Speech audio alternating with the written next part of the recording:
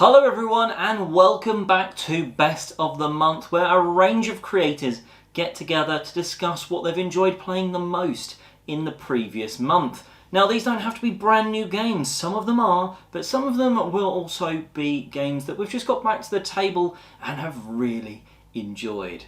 Now without further ado, let's pass off to the first creator. Hi, I'm Jared. Hi, I'm Monty. And we're from The Broken Seal. If you're new to the channel, we do board game playthroughs every Wednesday, we do card games every Friday, and we have other things in between. Thank you to Don't Be Bored for this prompt, and our best of the month is Legend of the Five Rings. Again, if you're new to the channel, we've been playing this for the last, or it's been up on our last 4 Friday night fights.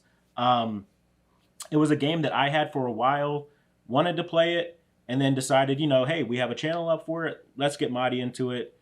The first game took a little while because we had a lot to read through, but at the end of that game, we immediately wanted to go into another game, and we've been playing it ever since then. Yeah. It's a really fun game. We're also getting into creating our own decks for it, which is really awesome that you can do that with this game. Yeah. And we're exploring all the other decks as well. Yeah, and one of the best things that I like about it is that it's an LCG, so it's a living card game. You don't have to go hunting. I mean, obviously, if you're familiar with this game, it's out of print, so you can't really get like new stuff for it. You can just get any stuff that's hanging around. But you don't have to go like searching through booster packs. You don't have to like try and get that perfect card. You can literally just, everyone has access to the same card pool. You go through it, try and find what works, and then you go head to head and see how it all, you know, shakes out. It's a really good 2-player experience. It's balanced. Madi and I have had, I think we played 6 games because we did we did 5 games. Of the 5, you won 2, I won 2, and then the one that we didn't record, I won, but you didn't like the unicorn, so we just kind of ignored it. But so yeah, they're balanced. If I was able to win 2 and she was able to win 2, and you know, we both want to keep playing, it's a good experience. Yeah. One of the other things I like about it is the artwork that they have. It's really beautiful. I do like the artwork a lot. And there's a lot of content for this system, not specifically the game, but they have a role-playing game for it that you can get. They have books for it. They just have a lot of content. So like if you want to immerse yourself, and I think it's called Rokugan. I think there's also board games for it. If you want to immerse yourself in there, it's very easy to do because they just have a lot of content. So our pick is Legends of the Five Rings. Thank you so much. You're going to do it while I'm laughing? Thank you so much. Thank you so much. Thank you so much. I'm going to leave in all that stuff too. Hey everyone, Dan here, aka Chairman of the Board, and my game of the month for June 2022 goes to Russian Railroads. And this was an absolute no-brainer for me because this game, I think, is utterly fantastic. And it's a complete kind of change of pace for most worker placement style games out there. Is this one you are showered in points for whatever you choose to do. You can climb a bunch of different tracks, all their different kind of strengths. You can build up this kind of fleet of trains to score you higher up on these tracks. You can get these double multipliers. You can get your own worker placement spots that only you can use. You can even use your money as workers. And I just love the kind of tenseness to try and grab all the spots you want. You want to do everything, but you just haven't got enough bandwidth to do it all. And those are the games that really do sing to me. And I've been after this game for a long time because it is so highly revered. And now that it's widely available under the Ultimate Railroads package, so all the content in one box, that is just an absolutely fantastic concept. So highly recommend this one. It is a blast, and I think it's going to do really well on my top 100 rankings this year. So there, my game of the month, Russian Railroads. If you don't know who I am, my name is Dan. Again, I run my own YouTube channel called Chairman of the Board, where I focus on a bunch of different games, you know, ranging from very light games up to some pretty heavy, crunchy Euros and everything in between. I'd really love it if you could join me over on my channel and check out my content and give us a subscribe, and maybe you'll like what you see. But until then, I'll see you all next time on Game of the Month. So this month, and basically ever since I got the game at UK Games Expo, I kind of knew this was going to be my game of the month. Thoroughly enjoyed Acropolis. It's tile laying goodness. You are placing tiles out and you're placing tiles up in your sort of building out your own sort of city. One of the best bits about Acropolis is the fact that on your turn you're not struggling with decisions in terms of what can I do? You're struggling with what scores me the most points and what's the best thing to do. Because on a turn you are taking a tile from the middle. If you're wanting to skip down the line, you're going to have to pay some of your stones. If you don't have any stones, you're going to be stuck taking that top tile of the market. So you're not going to want to get into that sort of situation. And how can I use the tiles to the best thing that they can do? Can I make the biggest blue blob of sort of like housing buildings to score a lot of points? Actually, do I want to cover that up because I'm not really going for that colour? And the fact that there's 5 colours on the tiles, well there's 6 if you include quarries, but they don't score you points. 5 point scoring colours, and they each score in a slightly different way. And you can really, in one game, you kind of have to, if you want to score big, really go for one colour over everything else. And then there's how you score the points. It's the fact that you have to build the plazas and the districts for them to times together to score you your points. And that's a really clever thing, because you can kind of hate draft from the middle what your opponents might want, as well as really make sure you're going to splash those stones down when the right plazas come out. All in all, I have thoroughly enjoyed Acropolis, and I would highly recommend everyone giving it a go. Anyway, that's enough of me and my face. On with some other creators. Hey buddies, welcome to Amass Games. My name is Simon. Today I'm talking about my best of the month for the month of June 2022. Now this game I happened to play at the very beginning of June. This has been 5 years trying to get this game arranged because it's a 7 to 8 player game. It takes 2 to 3 hours. It's set at a convention, and I wanted to play it at a convention as well, ideally. I did manage to at the UK Games Expo 2022, and it's really good to actually have a chance to play this and hopefully find this of interest. Of course, there's a playlist for that as well. Obviously, it's in the Kenner category. It's an RPG. It's a role-playing game. You are representing various characters, representing at Spiel Fair, which Ollie and I have been to. Obviously, we met at the UK Games Expo.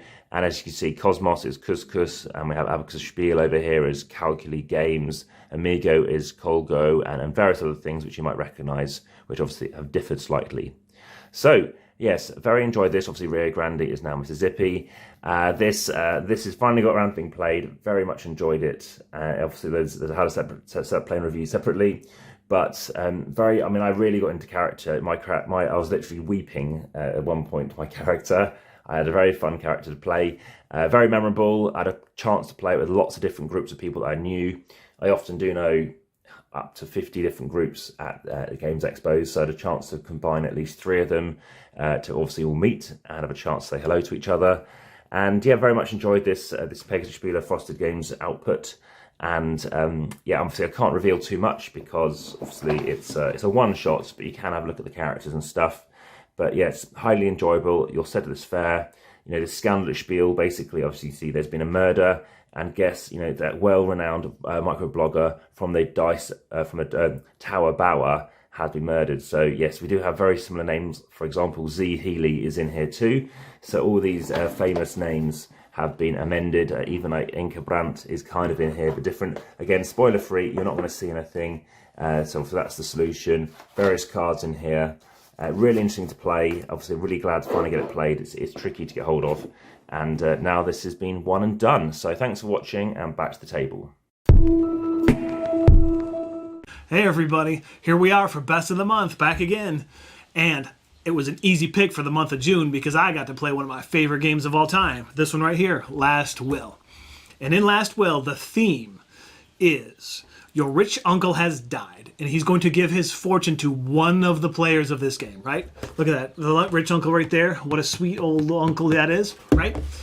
But the catch in his will is that he's going to give all of his money to the one person who can spend all of their money the fastest and the best, right?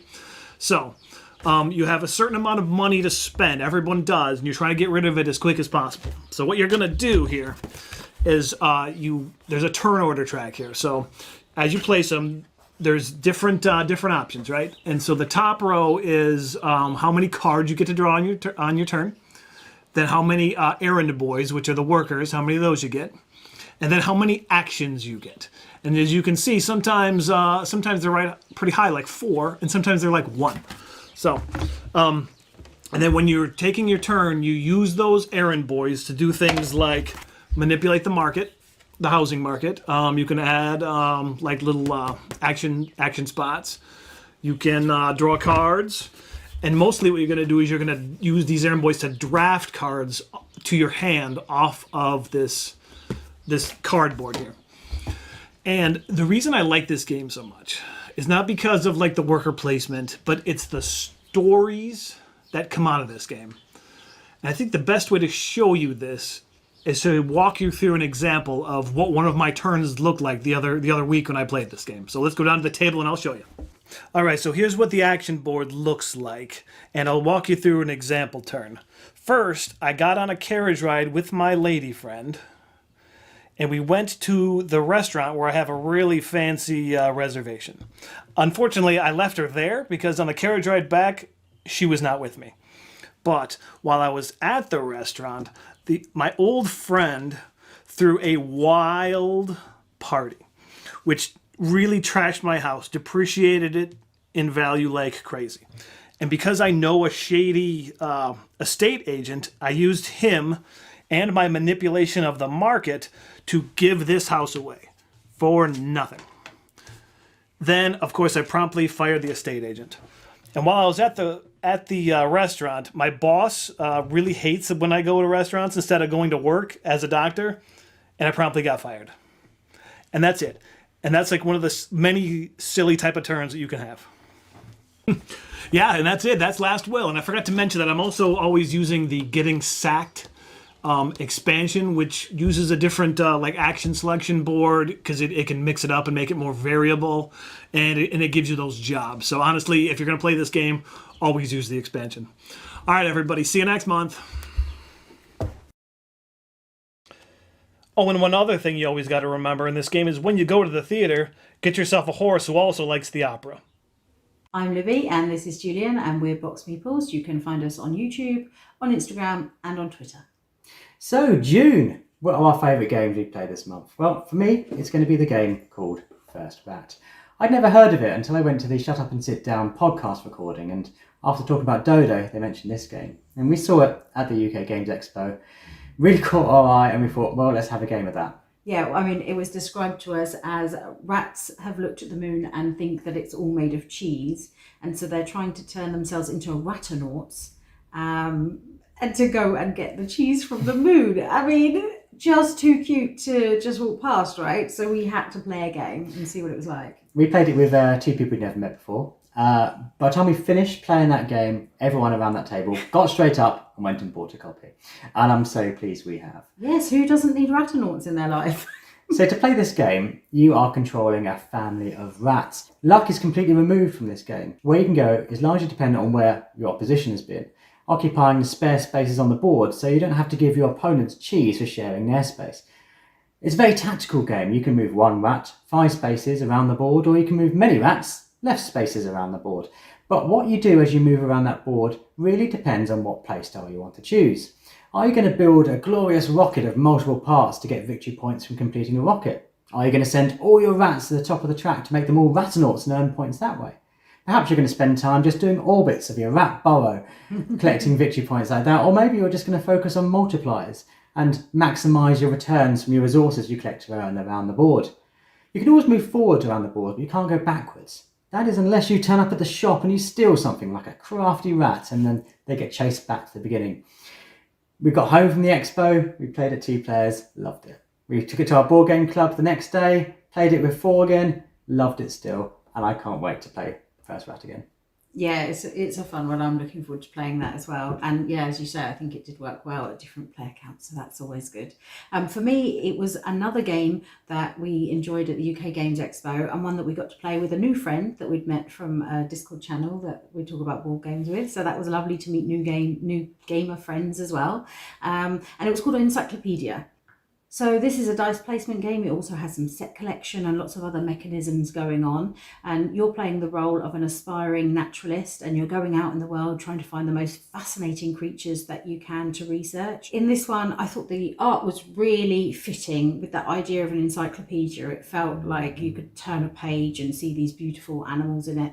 And you're basically going out, you're trying to research these different animals, and then at the end you're getting your points really from publishing your findings. And along the way, you roll some dice and you place them on your board. And depending on where you place them, depends on what reward you might get if someone else steals your dice. So it's more of a pool of dice throughout the board, and you can just use anyone's.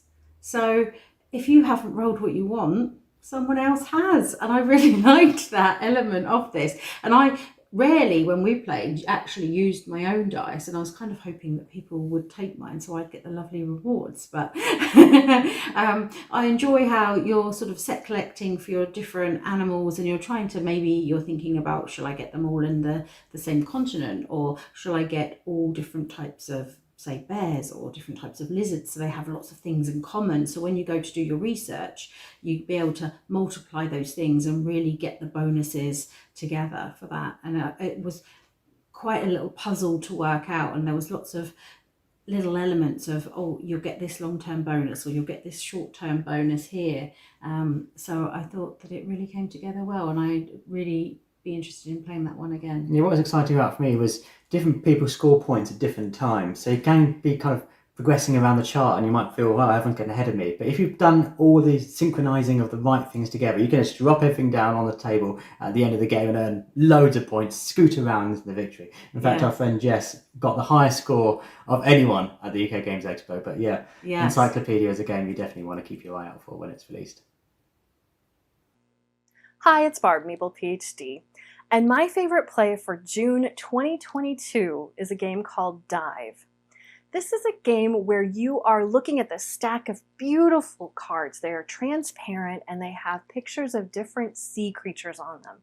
And you are looking at the stack trying to figure out how far down the sharks are. So each round, players have a little screen that they're working behind, and they can try and predict up to 5 levels down whether or not they think there is a shark. And they'll do this by placing a little disc, either shark side up or shark side down, on that level on their player board. Once everyone has predicted, you pull up your screens and you start looking at those cards one by one. And as you pick them up, you look to see if there's a shark on it, check to see who was right. If you're right, whether or not there's a shark, you push your little disc to the side. If you're wrong, however, all of the discs below that one for this round go off of your game board, and you are out for the round. So you keep doing this until either you've gotten all 5 levels down, or everyone has been incorrect, and so no one is still in the round. Then you tally up your points for the round based on how many levels down you got, 1 point for each level, and you start again. It's a really simple game, but it's so much fun to look at this stack of cards and try and puzzle out how far down are the sharks. There are sharks, there are octopuses, there are the turtles and manta rays. There's one card that just has a giant whale on it. There are holes in them, so sometimes you're looking through and you see a hole and you're not sure is the shark above the hole or below the hole. We bought this for my niece. Played it with her a few times. She was visiting us for the week, and then sent her home with it because we thought it would be a great game for her to pull out with her family or with friends, because it's super simple to explain, but also really visual in how you play it. We all got out our cell phones and turned on the flashlight so we could stick it underneath that stack of cards and have it illuminated so we could try and see what's going on a little bit better. This is just a really, really fun, lightweight game, but it's great for, families, I think. It's great for introducing new players to games, or players who just don't like kind of traditional games where one person takes a turn and thinks about their turn forever, but we're all playing at the same time and you're all looking at the same stack and giggling as you're trying to figure out whether the shark is there or not. So that's my pick for the month, Dive. You can find me on the internet as @Meeple PhD. I'm on Instagram and Twitter. I also have my own YouTube channel where I connect astronomy and board games. We'll see you next month. And well, that about wraps us up here today. Remember, check out all of the creators that were featured. Their information is going to be in the description box down below next to their timestamp. Go and check out their socials, their channels, and maybe even the games that they've sort of said they enjoyed the most this month. Until next time, have a great month gaming, and I'm Oliver East, signing out.